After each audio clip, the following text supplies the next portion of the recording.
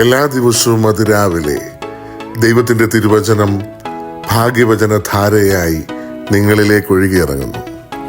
ഭാഗ്യവചനധാര എന്ന ഈ channel subscribe ചെയ്യാത്തവർ ഇന്ന് തന്നെ സബ്സ്ക്രൈബ് ചെയ്യുക. ഞങ്ങൾ അപ്ലോഡ് ചെയ്യുന്ന തിരുവചന സന്ദേശങ്ങൾ യഥാസമയം നിങ്ങൾക്ക് ലഭിക്കുന്നതിനായി ബെല്ലൈക്കൺ അമർത്തുക. ദൈവം നിങ്ങളെ അനുഗ്രഹിക്കട്ടെ. ഭാഗ്യവചനധാരയിലേക്ക് എല്ലാവർക്കും സ്വാഗതം. പ്രിയ സഹോദരങ്ങളെ, ഈ ലോകത്തിൽ പലരും പ്രതിഭാധനന്മാരായി ഉയർന്നവരുണ്ട്. ചിലരുടെ കഥകൾ നമ്മെ ഉണർത്തുന്നു, ആലോചിപ്പിക്കുന്നു, പ്രചോദിപ്പിക്കുന്നു. അത്തരത്തിലൊരു വ്യക്തിയായിരുന്നു 21-ാം നൂറ്റാണ്ട് കണ്ട ഏറ്റവും പ്രതിഭാധനനായ സ്റ്റീവ് ജോബ്സ്, ആപ്പിൾ കമ്പനി സ്ഥാപകൻ, ലോകത്തെ മാറ്റിയ സാങ്കേതിക ദർശനത്തിൻ്റെ സൃഷ്ടാവ്. അദ്ദേഹത്തിൻ്റെ ജീവിതത്തെ ക്രൈസ്തവ ദർശനത്തിൽ നോക്കുമ്പോൾ ദൈവം ഓരോരുത്തരെയും ഒരു പ്രത്യേക ഉദ്ദേശത്തോടെ സൃഷ്ടിച്ചിരിക്കുന്നുവെന്നും ആ ദൈവിക ദർശനത്തിന് വേണ്ടി നാം ജീവിക്കേണ്ടതാണെന്നും നമ്മെ അത് ഓർമ്മിപ്പിക്കുന്നു. ഒന്നാമതായി, ദൈവം നമുക്ക് ഓരോരുത്തർക്കും ദർശനം നൽകുന്നു. യെശയ്യാ പ്രവാചകൻ 64-ാം അധ്യായം 8-ാം വാക്യം, എങ്കിലോ യഹോവേ, നീ ഞങ്ങളുടെ പിതാവ്, ഞങ്ങൾ കളിമണ്ണും നീ ഞങ്ങളെ മനയുന്നവനും ആകുന്നു. ഞങ്ങളെല്ലാവരും നിന്റെ കൈപ്പണിയത്രേ. സ്റ്റീവ് ജോബ്സിൻ്റെ ജീവിതം അത്ര ലളിതമല്ലായിരുന്നു. പ്രതികൂലതകളും നിരാകരണങ്ങളും എല്ലാം ജീവിതത്തിൽ അനുഭവിച്ചു. എന്നാലും അവൻ്റെ ഉള്ളിലൊരു ദർശനം ഒളിഞ്ഞിരുന്നു. മനുഷ്യജീവിതം എങ്ങനെ ലളിതവും കാര്യക്ഷമവുമായിരിക്കണം. അത് ദൈവം അവന് നൽകിയതാണ്. നമ്മുടെയും ഉള്ളിൽ ഒരു ദർശനം നിക്ഷേപിച്ചിട്ടുണ്ട്.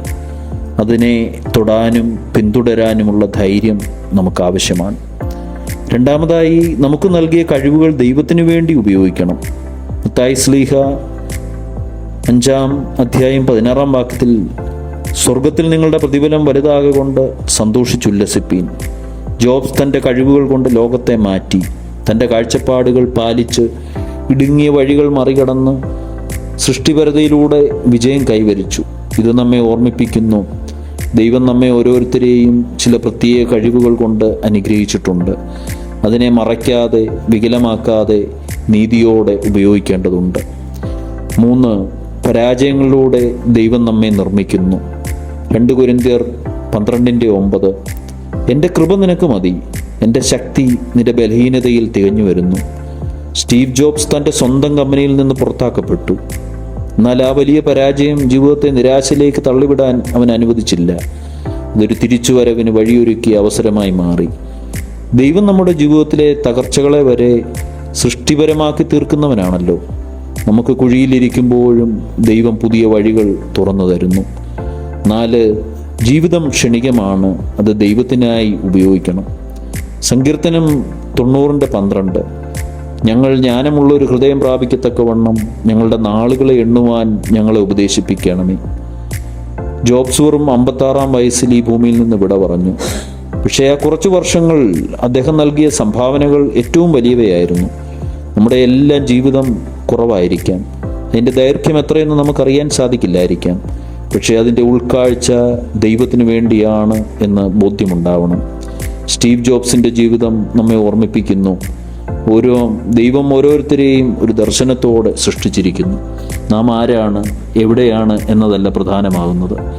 ദൈവം നമ്മിൽ എന്താണ് കാണുന്നത് എന്നാണ്. നാം അവൻ്റെ ദർശനത്തെ പിന്തുടരുക, കഴിവുകൾ ഉപയോഗിക്കുക, പരാജയങ്ങളിൽ നിന്ന് പാഠങ്ങൾ കണ്ടെത്തുക, ജീവിതത്തെ ദൈവത്തിനു വേണ്ടി സമർപ്പിക്കുക. ദൈവം നിന്നെ വലിയ കാര്യങ്ങൾക്ക് വേണ്ടിയാണ് സൃഷ്ടിച്ചത്. അവൻ്റെ ദർശനത്തിൽ നീ നടക്കുക. ദൈവം നിങ്ങളെ അനുഗ്രഹിക്കട്ടെ.